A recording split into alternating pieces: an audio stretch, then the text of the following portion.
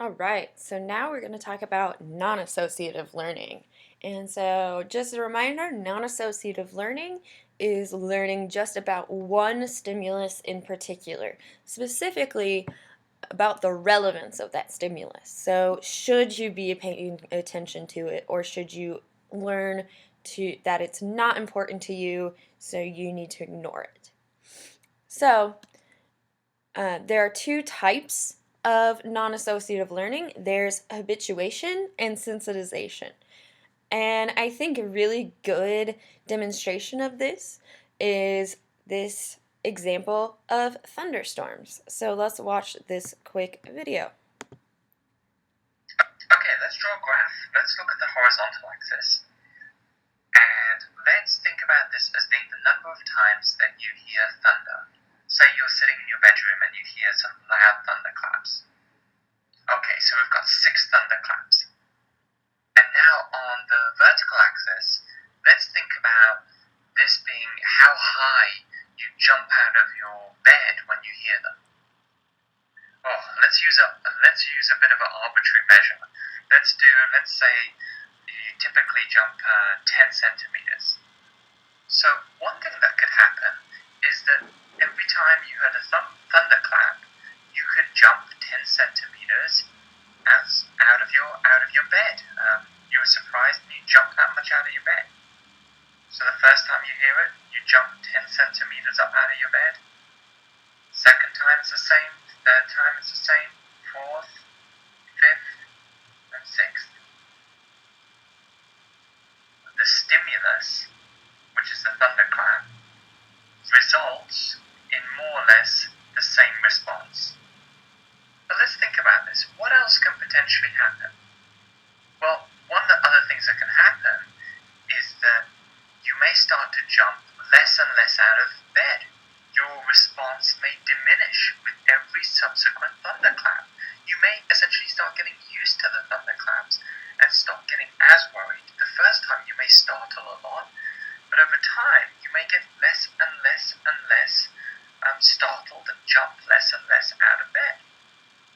Now, if this happened, this actually has a particular name, and this is called habituation. And what habituation means is that we still have the same stimulus, but with every progressive episode of the stimulus, our response decreases. Now, can you see what else can potentially happen? Another thing that can happen is that with each thunderclap that we hear, we start to get more and more agitated, more and more frightened. And we start to jump higher and higher out of bed. So what's happening here? And what we can say here, we are actually experiencing something called sensitization.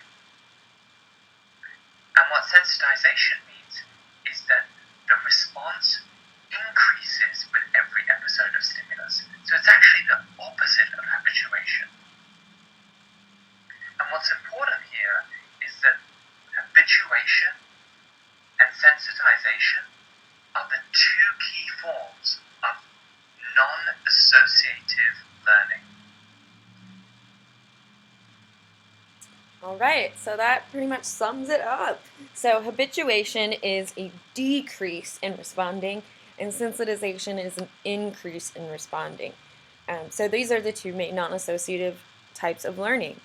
And here you can see that thunderclaps, or thunder, is what you are learning about. So it's just one stimulus. The stimulus is thunder. And how high you jump is your reaction to it. It's just naturally what happens whenever you hear thunder. So this is actually what we call a startle response. Have you ever been watching a scary movie and you jump when a really shocking part happens, or a friend sneaks up on you and you jump, or you hear really loud noise such as thunder and you jump? That is a startle response, and it just naturally occurs when certain things happen, such as thunder. But startle responses can be sensitized or habituated. Okay, let's draw a graph.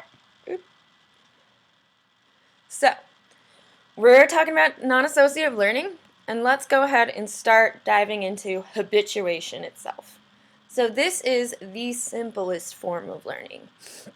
This is repeated exposure to a stimulus, and when this repeated exposure happens, it causes a decreased responsive to that stimulus. So I mentioned in the previous video that your air conditioning is going in your house, right? And this happens a lot. This happens frequently. And it happens so much that you stop noticing it. Maybe there's cars constantly driving by your house. And it's so constant that you don't notice them anymore. This is habituation. Another example is when a clock is ticking on the wall. The clock doesn't stop making sounds, but you stop paying attention to the sounds. And you stop paying attention to those sounds because you realize that it's not relevant for you. You don't need to be paying attention to those sounds. There are other sounds that are more important for you to listen to. So you have learned to tune that out. And also, I don't know about you, but I sleep with a fan on at night. It's a little bit of nice white noise, but you stop paying attention to it. This white noise just becomes background.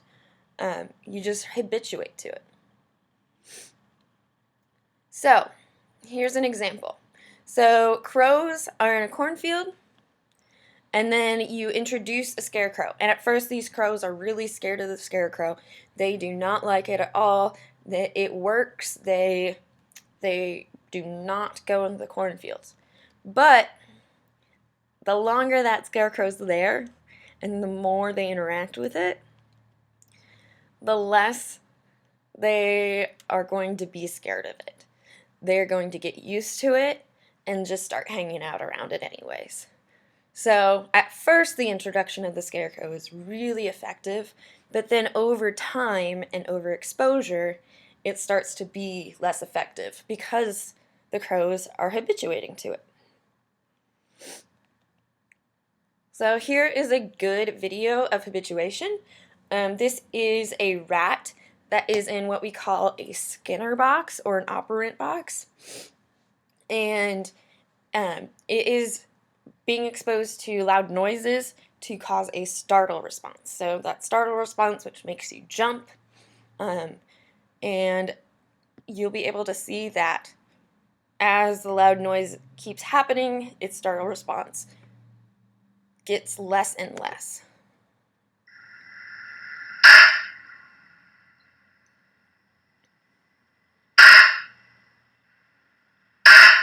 Jump.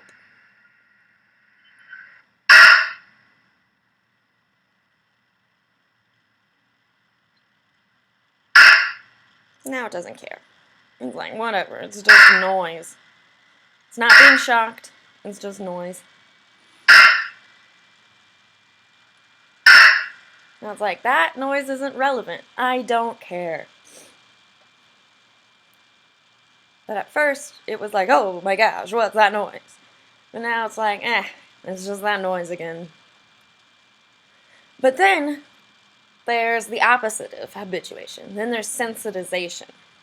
And sensitization is when the intensity of a response increases after repeated exposures to a stimulus. So after that stimulus happens more and more, your response gets more and more intense.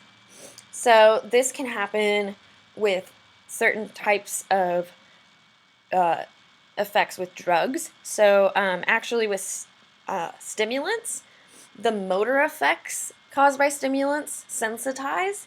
You know, tolerance is a thing for a lot of effects of drugs, but motor effects are not something that get tolerance. Instead, they actually get worse the more and more that you are exposed to that drug. So that's kind of why that meth heads are called like tweakers, because their motor movements have gotten so bad after so many repeated exposures to methamphetamine. So here you see when the rats that got cocaine injections, they traveled more distance in the area that they were measuring more and more each day compared to rats that didn't receive the cocaine. And sensitization, it's important to know, is this occurs when a person or another animal is in a state of arousal. So this is kind of part of the fight or flight response, which makes sense for stimulants and motor movements to be related. So when we are aroused, when we think that something is going to happen, we are more likely to pay attention to things. And another good example of sensitization is, I don't know about you guys, but I hate the sound of eating. And I know I'm not alone on this. This is called misophonia. And it is an actual thing where people cannot stand certain sounds. It's not just eating, but eating is a very popular kind of it. And the more someone eats around you, the angrier and angrier you get. That is a type of sensitization. So it usually comes in a state of arousal, but some people are just more easily aroused. So this is such a funny example of sensitization. This is amazing. I'll hit play.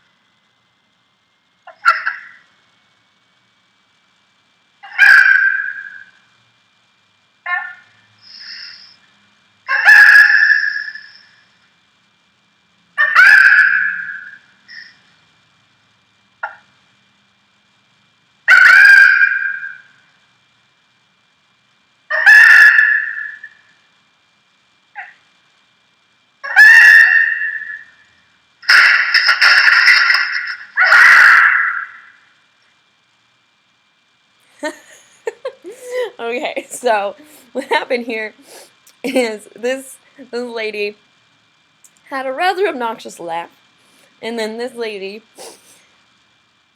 kept having a response to this laugh of annoyance, and this annoyance grew each time this person laughed. And I don't know if you guys noticed this, but every time she laughed, she had a response. This lady here had some sort of response to it, and this response kept building until she finally threw her phone across the room, which is just horrible and hysterical. So, which is stronger of the two, habituation or sensitization? Great question. So habituation is definitely the default setting.